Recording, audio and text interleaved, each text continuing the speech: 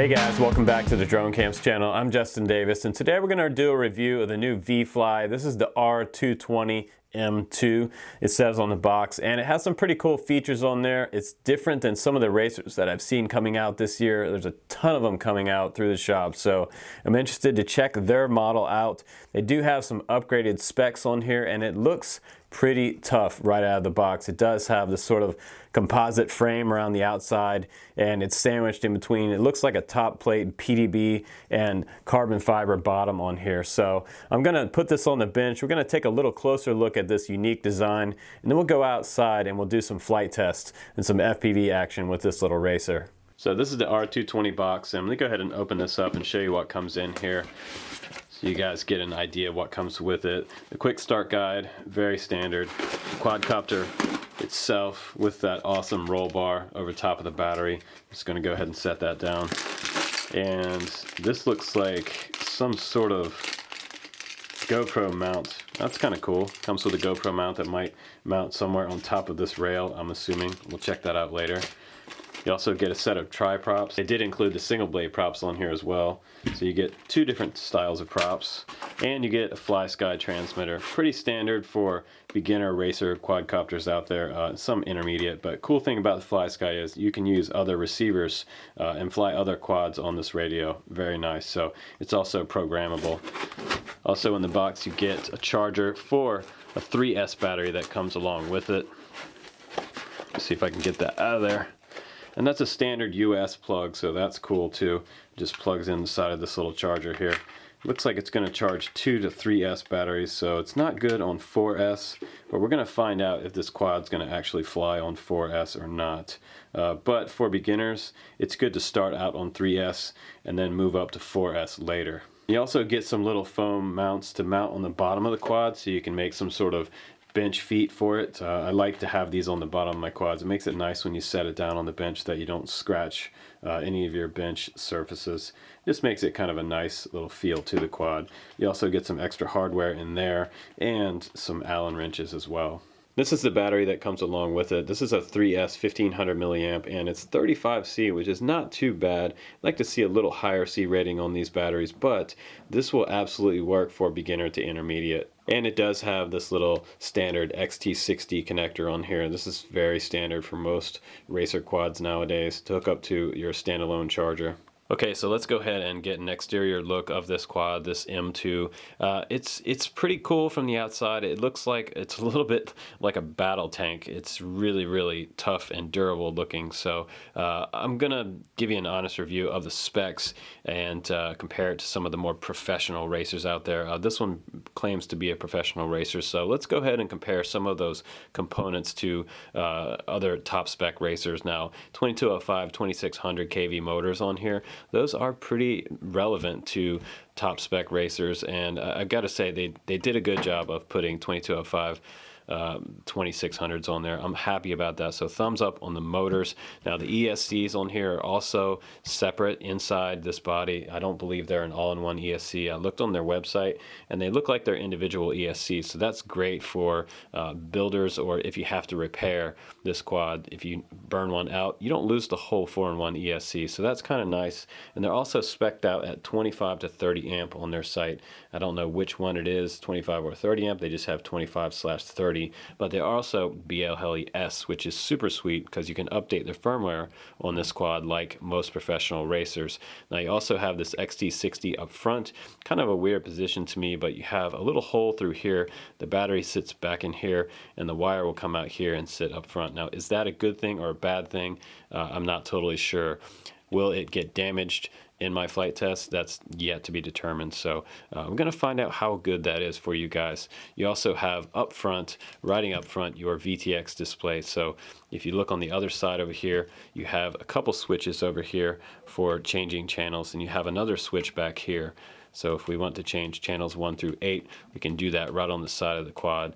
Now looking at the side of the quad too, we have sort of an industrial style plastic fairing around the outside of it all the way around, and we have motor shrouds all the way around each motor, which is also super nice for keeping your motor bells intact when you do crash. Now on the rear of the quad, this is cool. They already have heat shrink around the antennas coming out the back for the FlySky radio, and they have another bit of reinforcement on and around the VTX antenna. This is something I haven't really seen before. I'm pretty sure this is going to break and pop in half, but you take some heat shrink, you go to Harbor Freight, get 1.5 inches and go around this TX canopy cover that goes over top of the clover leaf.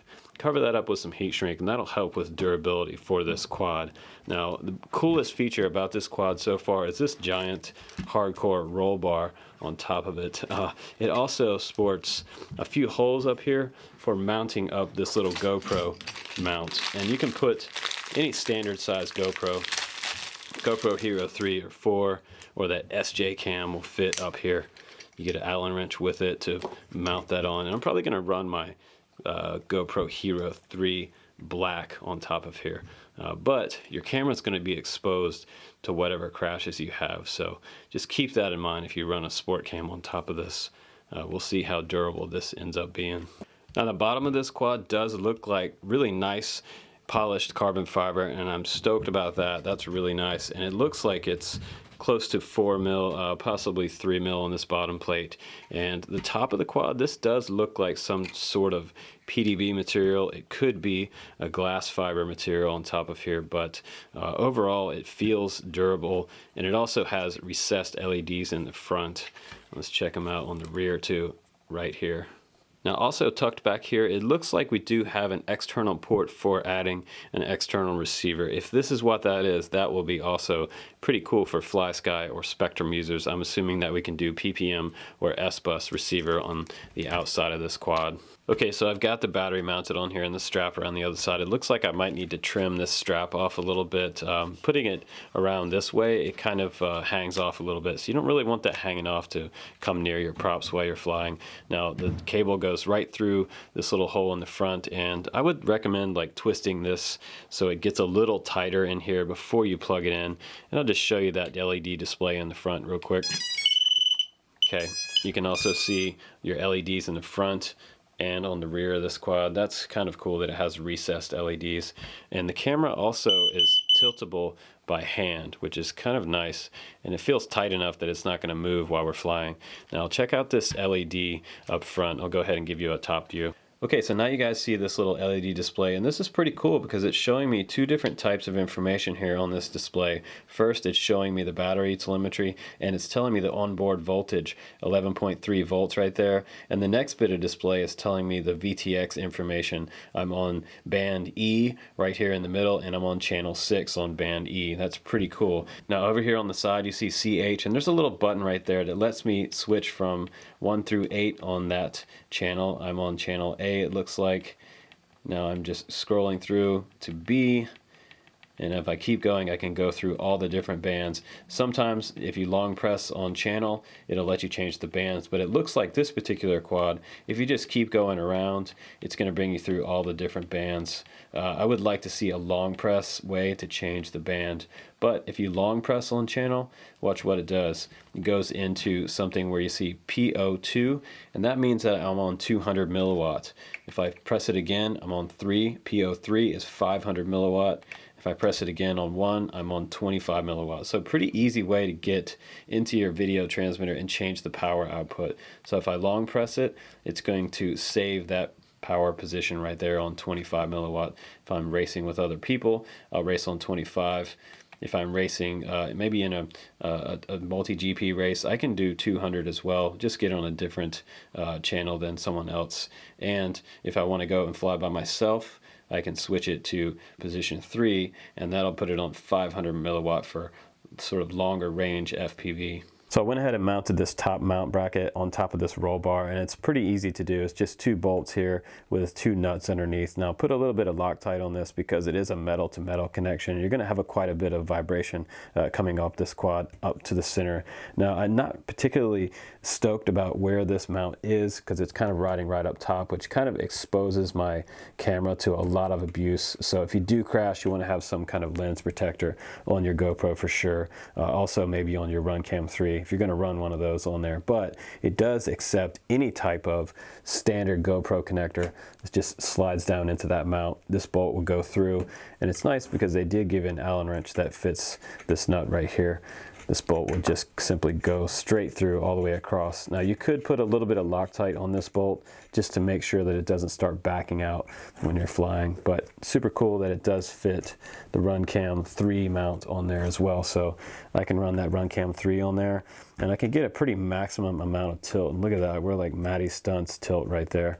Or you can come back to about a standard 30 degrees and do some more mild flying with this mount. But let's go ahead and charge up the battery, set it up in Clean Flight or Beta Flight.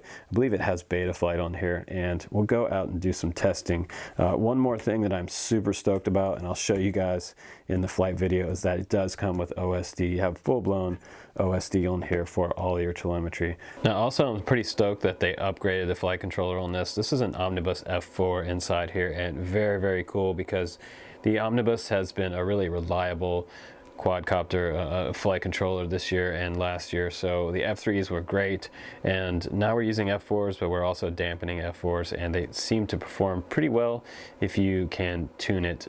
So it's going to be interesting to see if they have this factory tuned without me having to mess around with the PIDs. And I do have these tri-props on here, so we're going to try those tri-props and give you a definite opinion on that, and you'll be able to see from some of the flight videos. So here we go outside in the field to do our flight test.